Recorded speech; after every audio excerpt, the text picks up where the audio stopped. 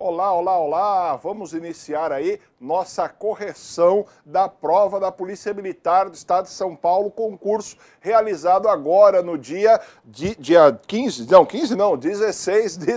de maio de 2021. Professor Irineu, mais uma vez com você aqui. Vamos lá. Como é que vai funcionar a dinâmica da nossa aula? Eu vou trazer para você o enunciado, cada uma das alternativas. O que tiver de vermelho é que está errado na questão. Vou comentar com você, o que tiver de azul é aquilo que está certo, tá bom? Vamos lá. Questão de número 56, olhando por base aí da prova que nós recebemos, tá bom? Tem que ver qual que é a sua prova. Vamos lá. É de fundamental importância o conhecimento por parte dos agentes do Estado dos direitos e garantias fundamentais previstos na Constituição Federal.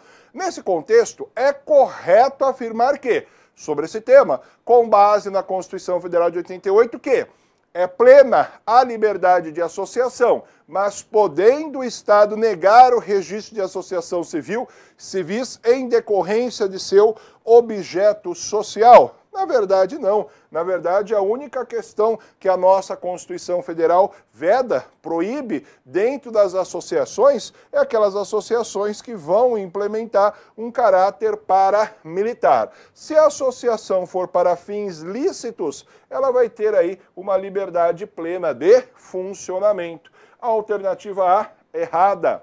A alternativa B, é inviolável o sigilo da correspondência e das comunicações telefônicas, salvo por autorização da autoridade policial para fins de investigação criminal? Completamente errada. Na verdade, aqui nós temos a inviolabilidade da correspondência, das comunicações telegráficas, dos dados e das comunicações telefônicas. Lembrando que, nesse último caso, ou seja, nos casos de comunicações telefônicas, por ordem judicial, não é por ordem do delegado de polícia, mas sim por ordem do juiz. Pode ver aí a chamada interceptação telefônica, lembrando aí que a interceptação telefônica só cabe para fins criminais, tá bom? A alternativa errada. C. Todos podem reunir-se pacificamente, sem armas, em local aberto ao público. Lindo! Desde que obtenham previamente autorização da autoridade competente. Completamente errado também. O permissivo constitucional diz outra coisa. Todos podem reunir-se pacificamente, sem armas, em locais abertos ao público, independentemente de autorização, desde que não frustrem outra reunião anteriormente convocada para o mesmo local, sendo apenas exigido o prévio aviso à autoridade competente, tá bom? Então, essa daqui também está equivocada. Nossa alternativa certa, letra D, não é permitido a ninguém ingressar na casa alheia sem consentimento do morador, exceto em decorrência de determinação judicial, nos casos de flagrante delito, desastre ou para prestar socorro. Vamos lá, o permissivo constitucional está aqui. A casa é asilo inviolável do indivíduo. Ninguém nela podendo penetrar sem consentimento do morador, salvo em caso de flagrante delito ou desastre, ou para prestar socorro, ou durante o dia. Repare, durante o dia, por determinação judicial. Só um detalhe, a questão ela não faz referência aqui à questão relacionada ao horário em que você vai cumprir a determinação judicial, tá bom? Então a questão aqui ela não faz referência ao período diurno, ao período do dia. Então, essa questão ela está incompleta, se você olha outras questões da VUNESP, ela já se posicionou nesse sentido, não reconhecendo aí hipótese de anulação da nossa questão, tá bom? É possível você manejar um recurso, caso você queira, vai aparecer na sua tela, o fundamento é o artigo 5º, inciso 11 da Constituição Federal, mas pouco provável aí que a banca VUNESP acolha, tá bom? Então, se você quiser montar o recurso nessa questão, olhe, tome cuidado aí com os prazos para você elaborar isso, mas eu acho pouco provável que a VUNESP acolha, porque a questão não está errada, ela só está incompleta, e ela incompleta não torna ela errada, porque não existe nenhum vício dentro da questão, em que pese ela estar incompleta, tá bom? Vamos lá, próxima questão, alternativa E, ninguém será obrigado a fazer ou deixar de fazer alguma coisa, senão em virtude de ordem expressa da autoridade pública competente. Também não, nós temos aqui, ó, ninguém será obrigado a fazer ou deixar de fazer alguma coisa, senão em virtude da lei, princípio da legalidade ou autonomia da vontade, tá bom? Vamos lá, próxima questão aqui, questão de número 57, sobre os direitos políticos, com base na Constituição Federal de 1988, é correto afirmar que a idade mínima para elegibilidade do cargo de governador é de 30 anos. Então, ipsis literis aí, o conteúdo do artigo 5º, parágrafo 3º, inciso 6, a linha B, tá bom? Então, não temos aí nenhuma... O quinto não, o professor está bem louco, né? Na verdade, não é o quinto não, me perdoe. É o 14º aqui, que eu acabei copiando um slide para o outro, mas é o 14º, tá bom? 14º, parágrafo 3º. Me perdoem aí, é esse o artigo correto. Vamos lá, próxima figura. A alternativa B. O alistamento eleitoral e o voto são obrigatórios para os maiores de 16 anos. Na verdade, o voto para maiores de 18 anos é obrigatório, tá bom? De 16 a 18 anos, o voto é facultativo, tá bom? Vamos lá, próxima figurinha. Podem alistar-se como eleitores os estrangeiros. Já para aí, estrangeiro não pode alistar-se, tá bom? Então, estrangeiro não pode alistar-se, não pode exercer direitos políticos ativos. Então, já elimina aí essa questão. Alternativa D, o conjunto dos inalistáveis é igual ao conjunto dos inelegíveis. Então, vamos lá.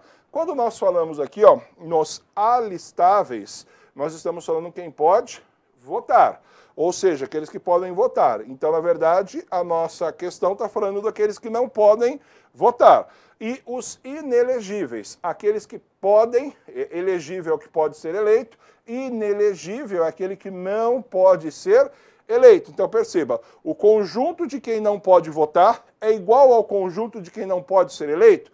Na verdade, está errado. Perceba, pela própria expressão aqui do 14, parágrafo 4º, os inelegíveis, ou seja, quem não pode ser eleito, são inelegíveis os inalistáveis e os analfabetos. Então, perceba, no conjunto inelegíveis, você tem os inalistáveis e os analfabetos. Então, essa questão está errada, tá bom? Envolve aí praticamente uma matemática, tá bom? Um raciocínio lógico. E por último, os analfabetos são inalistáveis. Na verdade, não.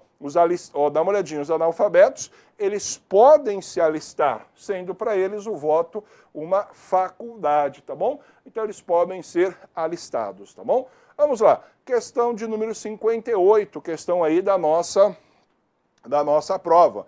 Secretário Municipal de Saúde, no exercício de suas funções públicas, requisita para si e para sua esposa dose de medicamento escasso e cuja distribuição é controlada, leia-se, vacina do Covid, sem cumprirem os requisitos de priorização estabelecidos em plano nacional amplamente divulgado, nesta situação hipotética, além de eventuais ilícitos civis, penais e administrativos, é correto afirmar que o secretário violou os seguintes princípios da administração pública. Expressamente, previstos na Constituição. Então tem que ter previsão expressa. Vamos lá. Quais são os princípios expressos na Constituição Federal? Nós estamos falando do LIMP. Legalidade, impessoalidade, moralidade, publicidade e eficiência. São 5 princípios básicos. Vamos lá, dá uma olhadinha. Acompanha comigo. A impessoalidade não é, você já corta. Legalidade, publicidade é, eficiência e moralidade é, moralidade e impessoalidade são, efetividade e vinculação ao instrumento convocatório não são. Então você já cortou aqui 2 alternativas, tá bom? Agora perceba, nesse caso, o nosso agente público, ele violou 2 princípios, moralidade e impessoalidade. Vamos ver aqui, ó, o nosso conceito. Vamos lá. Aqui estão os 5 princípios básicos que você já conhece. Agora vamos lá. O princípio da impessoalidade. Duas coisas. A impessoalidade, ela traz para nós, primeiro, a finalidade de atuação da administração pública, ou o princípio da finalidade. A finalidade da atuação da administração é uma só, é atender ou satisfazer o interesse coletivo, o interesse de todos. E segundo, é vedado ao administrador a utilização da máquina pública para ser promover, tá bom? Então, nesse caso, não é possível utilizar a máquina em favor do indivíduo, mas sim em favor da própria administração. O Marcelo Alexandrino, junto com o Vicente Paulo, quando comentam aí a questão do princípio da impessoalidade, eles falam o seguinte, ó, o que mais importa é o que está de azul. Ele, ou seja, o princípio da impessoalidade, impede perseguições ou favorecimentos, discriminações benéficas ou prejudiciais aos administrados. Então, a impessoalidade impede que haja favorecimentos aos administrados. Mesmo sendo secretário, ele tem que observar o disposto na própria legislação, tá bom? E depois, o princípio da moralidade, que também é chamado aí de princípio que regulamenta a probidade administrativa, ou também aí a boa-fé dentro da nossa administração pública, tá bom? Então esses dois princípios aí, eles são ofendidos pelo ato do nosso administrador, o nosso secretário. Ao realizar esse ato, no sentido de aplicar a vacina, não falou que é do Covid, mas nós sabemos que o é, dentro de sua esposa e dele, não sendo a ordem necessária na legislação especial, então ele estará diante de duas ofensas, impessoalidade e moralidade, tá bom? Vamos lá, avançando aí o nosso conteúdo. Questão curta, questão objetiva. É correto afirmar que sobre a Polícia Militar, com base na Constituição do Estado de São Paulo, que, putz, as questões aqui da PM nós falamos aí na nossa revisão, tá bom? O comandante-geral da Polícia Militar será nomeado dentre oficiais da ativa ou da reserva, ocupantes dos dois últimos postos dos quadros de oficiais da Polícia Militar. Não, na verdade é aqui, ó, o comandante-geral será nomeado pelo governador do estado dentre oficiais da ativa, ocupantes do último posto dos quadros de oficiais da Polícia Militar, conforme dispuser em lei, devendo fazer declaração pública de bens no ato da posse e da exoneração, tá bom? Vamos lá. Os soldados é assegurada independência funcional pela livre convicção nos atos de polícia ostensiva, cabendo-lhe definir discricionariamente o procedimento mais apropriado em cada situação. Ou seja, festa do caqui. O policial, o soldado, pode fazer o que ele quiser de forma discricionária. Na verdade, não, está tudo errado. Na verdade, essa questão está errada. A Polícia Militar, ela vai seguir as suas atribuições conforme dispuser a lei. Então, não existe discricionariedade. Na verdade, aqui nós estamos diante de uma vinculação, tá bom? E não de uma discricionariedade. Daí o erro da nossa questão. Vamos lá, questão certa. Os bombeiros, o Corpo de Bombeiro Militar, ao Corpo de Bombeiros, além das atribuições definidas em lei, incumbe a execução de atividade de defesa civil. Então, o Corpo de Bombeiro aí realiza essas atividades de defesa civil, também sem grandes comentários, trazendo aí a previsão expressa do 142 da Constituição do Estado. Vamos lá. Prosseguindo, a Constituição Federal, perdão, 142 da Constituição Federal, que traz aqui para nós a execução de atividades de defesa civil. Vamos lá. A alternativa D.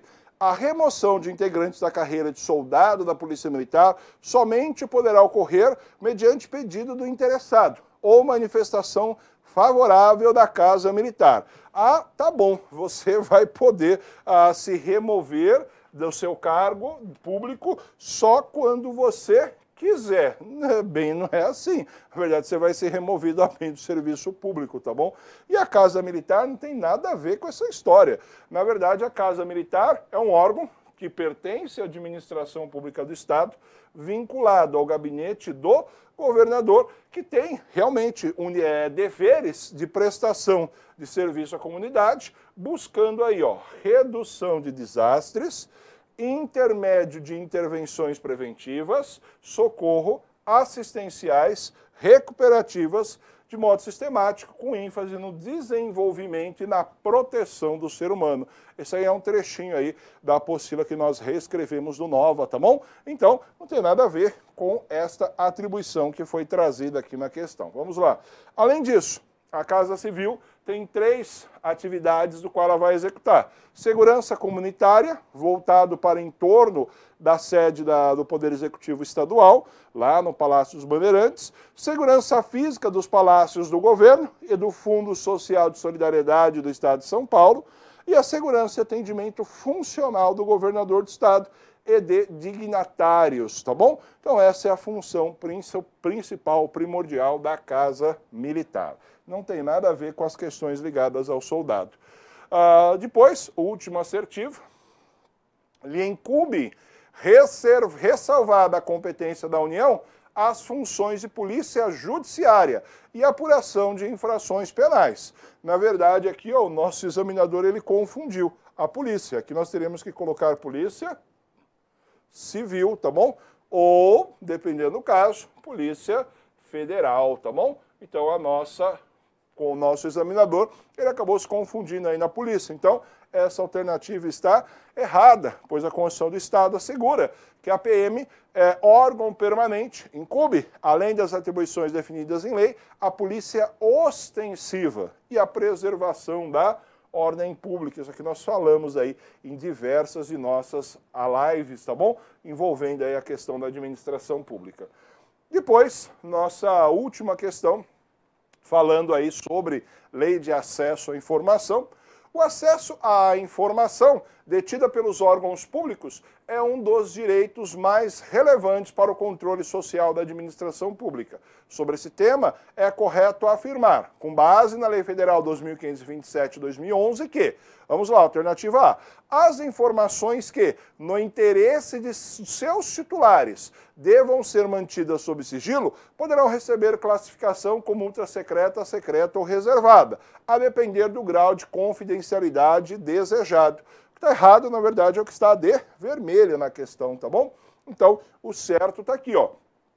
As informações em poder dos órgãos e entidades públicas, observado seu teor e em razão de sua imprescindibilidade à segurança da sociedade e do Estado, poderá ser classificada como ultrasecreta, secreta ou reservada, tá bom? Então, nesse caso aqui, nós estamos diante aí de um erro do nosso examinador. Vamos lá, alternativa B. Os órgãos públicos não respondem pelos danos causados. Mas já para tudo. Órgão público sempre vai responder pelos danos, tá bom? A própria Constituição Federal, lá no 37, parágrafo 6º, fala isso. Então aqui, pelo amor de Deus, isso aqui tá errado, nem perde tempo lendo o resto, tá bom? Então nesse caso aqui, ó, previsão expressa do 34 da Lei de Acesso, os órgãos e entidades públicas respondem diretamente pelos danos causados em decorrência da divulgação não autorizada ou utilização indevida de informações sigilosas ou informações pessoais, cabendo a apuração de responsabilidade funcional nos casos de dolo ou culpa, assegurado o respectivo direito ao regresso, tá bom? Então, previsão expressa aí, seguindo a previsão do 37, parágrafo 6º da Constituição Federal. Vamos lá. Esta lei não se aplica à pessoa física ou à entidade privada que detiver informações em virtude de vínculo de qualquer natureza com o poder público. Então aqui também está errada. Na verdade, a lei de acesso aí se aplica não só à administração pública, mas também às pessoas físicas ou entidades privadas que detiverem informações em virtude de vínculo de qualquer natureza com o poder público e deixar de observar o disposto nesta lei. Lembrando que nesses casos só vai ser aplicado quando o nosso beneficiário ele deixar de observar as disposições legais, ele vai estar sujeito às respectivas sanções do artigo 33, tá bom? Belezinha? Vamos lá, vamos lá. Alternativa D. É dever dos órgãos e entidades públicas promover, sempre mediante requerimento, a divulgação em local de fácil acesso de informações de interesse coletivo ou geral, por eles produzidas ou custodiadas. Então vamos lá. Informação de interesse coletivo ou geral são chamadas informações públicas, tá bom? Informação pública, transparência ativa e transparência passiva. Você não vai divulgar sempre mediante requerimento. Na verdade, é também mediante requerimento. Na verdade, a expressão aqui, ó, é dever dos órgãos públicos e entidades públicas promover, independentemente de requerimentos, ou seja, pode ter ou não requerimento, a divulgação em local de fácil acesso, no âmbito de suas competências, de informações de interesse coletivo ou geral, por eles produzidas ou custodiadas, tá bom? Vamos lá. E a nossa última alternativa derradeira, que é a alternativa correta. Olha a redação. As informações ou documentos que versem sobre as condutas que impliquem violação dos direitos humanos, praticadas por agentes públicos ou a mando de autoridades públicas, não poderão ser objeto de restrição de acesso, tá bom? Então, nem pode vigorar restrição de acesso, preceito legal aí da Lei de Acesso, ipsis literis aí, o conteúdo do artigo 21, parágrafo 4º, tá bom? Aqui, os canais do professor, se você quiser adicionar o professor aí no Telegram, no YouTube, no Facebook, tem o blog também do professor, tem aí um conteúdo top para você, tá bom? Quiser acompanhar o professor aí nas redes sociais, fique à vontade. Siga também aí o Nova Concursos, canal do YouTube, montaram um canal do Telegram top pra caramba, tá bom? Tem um monte de material aí, de vez em quando eu disponibilizo aí algumas coisas para enviar para vocês, tá bom? Belezinha? Tranquilão? Então, agradeço a sua audiência, agradeço a sua participação. Vamos acompanhando aí outras novidades aí nas nossas redes sociais. Forte abraço, até o próximo encontro. Tchau, tchau.